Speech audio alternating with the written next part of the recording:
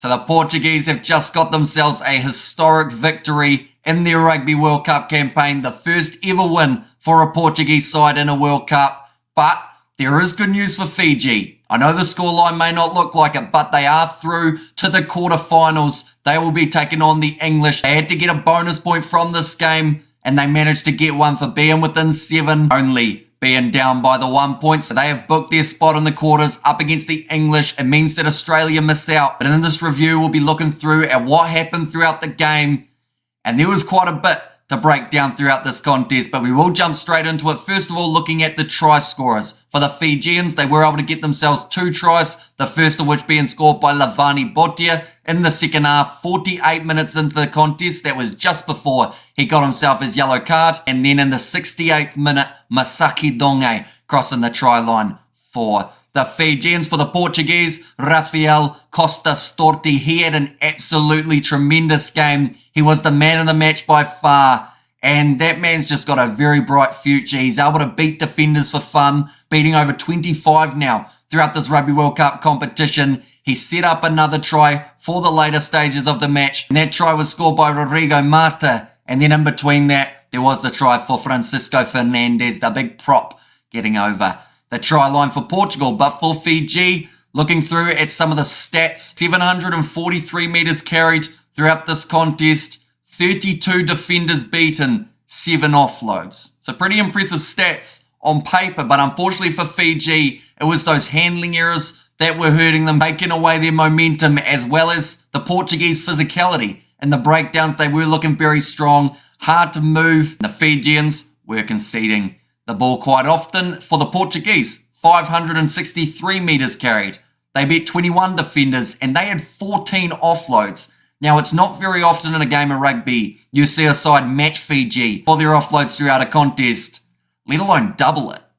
14 rather than the 7. Incredible stuff from Portugal, and they just played from start to finish like a side that knew exactly what they wanted to do in this contest, and that was get themselves their first ever win. They made over 150 tackles throughout this game, 168 in total, missing 32 along the way, only having that 76% tackle completion, whereas for Fiji, they had 83 tackles that they made, 21 tackles missed, so having that percentage of only 63, but there were still standout players for both of these sides. Like I mentioned, for Portugal, Rafael Costa Storti, definitely one of the standouts. Manuel Cardoso, I felt did very well at fullback, and also Geronimo Portela did pretty well at number 10. Throughout the 4-pack, you could also give honourable mentions to Nicolas Martins, Samos. There were a lot of players for Portugal who were doing well, whereas for Fiji, it was a little bit more limited in terms of the players who were able to play well throughout this contest. I don't know what happened. Waisia Naiatalevu looked a little bit off during this contest for Fiji.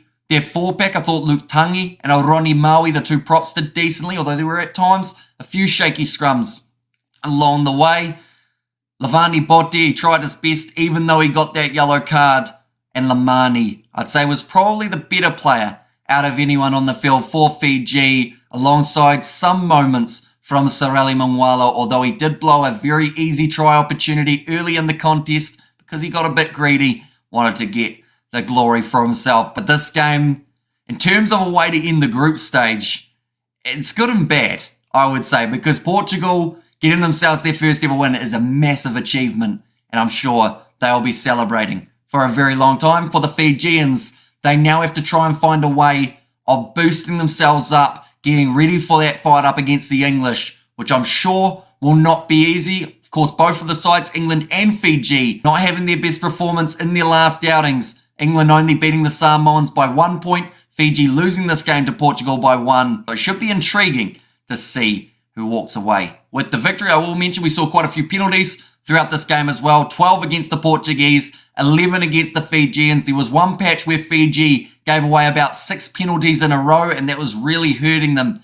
in terms of trying to get back into the contest. But it stayed relatively low scoring for a long time, going into halftime with the score sitting only the 3 points. So when we do see the Fijians go up against England, they will have to make sure that they are hanging on to that ball well, not having too many errors, and also a little bit more disciplined than we saw throughout this game. Looking at some of the other leading players throughout this game. Soreli Mangwale, he had 199 metres carried in this contest. He was the leader in that regard. David Wallace, the most tackles made, the Portuguese number 6. He had 21. 11 carries over the gain line for Vinaya Habossi throughout this game, who at moments was looking very strong, but at other times the ball security was hurting just that little bit. But that is going to be the end of this very short review of the game. We might have another video coming out breaking it down a little bit further. I know that people were a little bit concerned about the refereeing of this contest, but I think Luke Pearce, in the position with how fast-paced this game was, there were always going to be little mistakes that were happening, but overall, both sides would have felt, even with the penalties that they conceded, if they had hung on to the ball that little bit more, they could have found themselves going over the try line quite a few more times. Fiji double figures in their handling errors, and that was almost after the first half. So if they can handle the ball a lot better, if they get their selection right for the game up against England, still give them a fair chance of making it through to the semi-finals. But thank you all very much for tuning in. If you did enjoy, be sure to leave a like and subscribe. We will be doing the commentary for the next match for the Fijians up against England, as well as our lineup prediction and letting you know the lineups as soon as they are announced. But thank you all very much for being here. If you did enjoy, be sure to leave a like and subscribe to the channel, and I will see you all for the next one.